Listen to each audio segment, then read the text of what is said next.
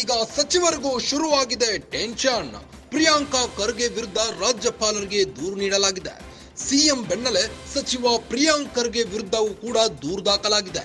ಖರ್ಗೆ ವಿರುದ್ಧ ರಾಜ್ಯಪಾಲರಿಗೆ BJP complaint ಮಾಡಿದ್ದು, ಪ್ರಿಯಾಂಕ್ ಖರ್ಗೆ ವಿರುದ್ಧ ಅಧಿಕಾರ ದುರುಪಯೋಗ ಆರೋಪದಡಿ ಛಲವಾದಿ ನಾರಾಯಣ ಸ್ವಾಮಿಯಿಂದ ರಾಜ್ಯಪಾಲರಿಗೆ ದೂರು ನೀಡಲಾಗಿದೆ. ಕೆಐಎಡಿಬಿಯಿಂದ 5 ಎಕರೆ ಜಮೀನು ಪಡೆದಿರುವ ಆರೋಪ ವ್ಯಕ್ತವಾಗಿದ್ದು, ಖರ್ಗೆ ಕುಟುಂಬದ ಸಿದ್ಧಾರ್ಥ ವಿಹಾರ್ ಟ್ರಸ್ಟ್ಗೆ ಕೆಐಎಡಿಬಿ ಜಮೀನು ನೀಡಲಾಗಿತ್ತು. ಸಚಿವ ಸಂಪುಟದಿಂದ ವಜಾ ಮಾಡುವಂತೆ ಬಿಜೆಪಿ ಒತ್ತಾಯಿಸಿದೆ.